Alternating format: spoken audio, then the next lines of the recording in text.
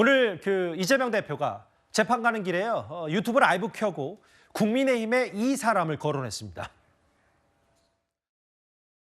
솔직히 비 좀 왔으면 좋겠다. 대통령 의원님 사진 잘 나고. 수해 복구 지원 갔다가 사진 잘 나오게 비 좀 더 왔으면 좋겠다군요. 요즘 같으면 후보 사퇴해야 될 일인데 뭐 우리 쪽 후보는 정말 오래전에 했던 그런 얘기들 막 꺼내가지고 뭐 후보 사퇴하라 그러면서 공직자로서 공무 수행 중에 한 얘기 아닙니까? 화면에 마땅한 사안으로 생각되던데 만약에 그때 당시에 우리 민주당 후보가 그런 얘기했으면 아마 국회의원 제명하든지 사퇴하지 않을 수가 없었을 것 같은데 그렇습니다. 다시 공천을 받아 나오는군요. 그러니까 저 유튜브 라이브 방송을 보니까 김준욱 대변인님, 이재명 대표 속내는 뭐 김준혁 후보를 정확히 지칭하지 않았지만 우리 쪽 후보는 오래전에 했던 얘기 끌어내서 후보 사퇴하라고 한다. 이거 김성원 후보 이런 수해 막말 논란은 당시 민주당 후보였으면 파면 대상이라고까지 얘기를 했네요.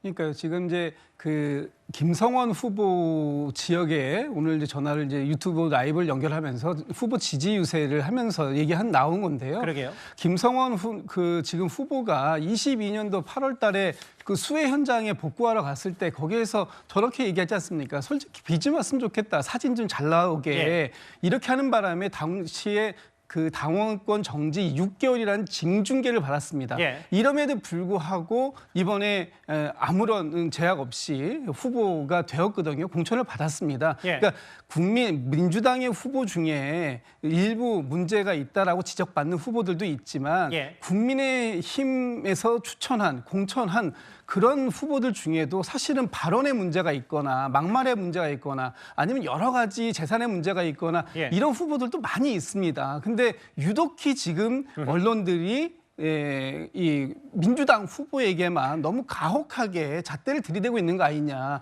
잣대를 들이대는 건 좋은데 그 예. 잣대가 어느 한쪽 진영에만 일방적으로 들이댈 게 아니고 양쪽 진영에 모두에게 맞춰서 들이대줬으면 좋겠다. 아마 이런 얘기를 한 것으로 저는 이해하고 있습니다. 예. 뭐 이것도 균형을 유지해야 되나요? 좀 이재명 대표가 남 이야기하지 말고 본인 당 이야기를 하셨으면 좋겠어요. 본인 당에서 벌어지고 있는 양문석, 지금 이 김준영 후보에 대한 입장은 이야기를 하지 않고 자꾸 남 이야기를 합니다.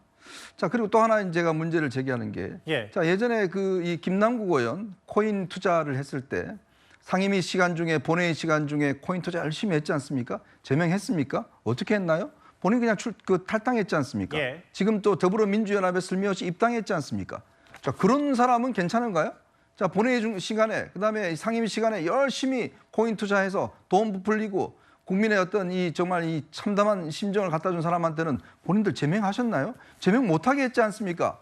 이 당시에 이 민간인으로 구성된 심사위원회에서 제명해야 된다고 했음에도 불구하고 결국 제명 안 하고 탈당 조치해버렸잖아요. 근데 다시 슬며시 입당합니다. 더불어민주연합을 통해서 나중에 합당하면 다시 민주당에 입당하는 거 아니겠습니까? 그거에 대해서는 무슨 입장이죠?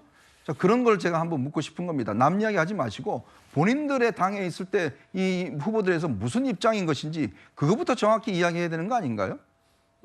아까 김진욱 대변인 말씀처럼 요즘에 이제 본인 재판도 해야 되고 개항을 본인 유세도 좀 해야 되니까 최근에 재판 가는 길에 유튜브 라이브 켜고 원격 유세, 오늘 이제 남병근, 그러니까 이제 김성원 후보와 맞붙는 해당 지역 후보를 이제 원격에서 지원 유세하는 모양새도 있는데 여기서 그래서 과거 김성원 후보의 수해 막말을 꺼낸 것 같거든요. 이재명 대표가 유튜브 라이브 켜고 하는 길은 바로 재판 가는 길이었습니다. 오늘 법정에 출석했는데요. 재판정 앞에서, 그러니까 재판 출석에 앞서서 이런 말을 했습니다. 총선 8일 앞두고 재판에 임하는 입장 한 말씀 부탁드립니다.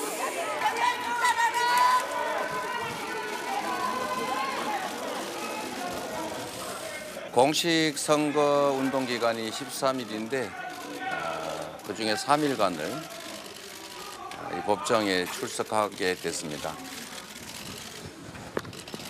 정말 천금같이 귀한 시간이고 국가의 운명이 달린 선거에 제1야당의 대표로서 이렇게 선거에 집중하지 못하는 상황이 참으로 안타깝습니다.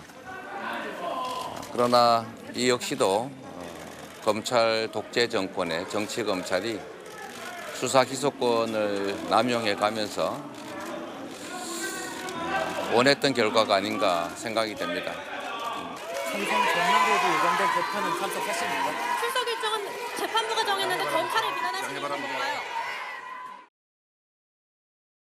강진애 변호사님께 바로 여쭤볼게요. 네. 출석 일정은 이거 다 법원 재판부가 정했는데 검찰 비판하는 이유는 뭔가요? 저 기자의 질문 어떻게 들으셨어요? 그렇죠. 국민들께서도 많이 궁금해하시는 것이죠. 이제는 재판을 할 때는 재판부, 즉 판사가 재판기를 잡는다는 거 모두가 다 알고 있는데 이재명 대표는 어찌된 일인지 자꾸 재판에 출석하는 것을 정치검찰 때문이다라고 이야기를 하고 있습니다.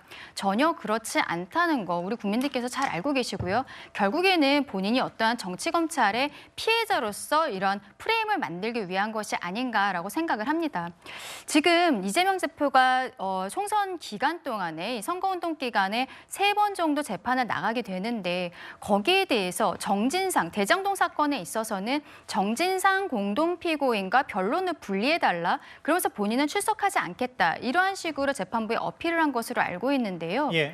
공동피고인과 이제 변론을 분리하려면은요 이재명 피고인이 자백을 해야 됩니다. 자백을 하든지 아니면 공소사실에 대한 어떠한 다툼이 없는 상황이어야 되는 것이죠.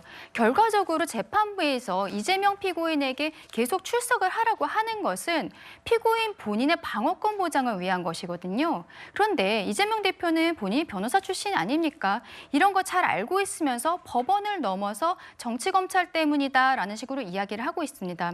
그리고 한 가지 더 말씀드리고 싶은 게 지금 재판하고 있는 재판이 좀 길어지고 있는데요. 예. 지난 1월에 이재명 대표 피습당하지 않았습니까?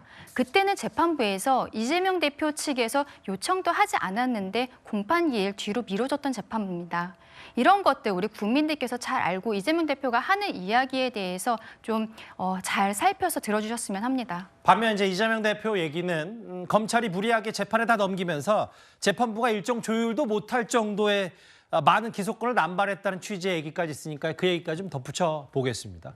앞서 이현정 의원께서 그 박강원 의원이 하위 평가 10%라고 말씀하셨는데 저희 뉴스탑10 제작진 지금 총선 앞두고 실시간으로 팩트 체크를 하고 있거든요. 하위 20%다. 이 부분 바로 잡도록 하겠습니다.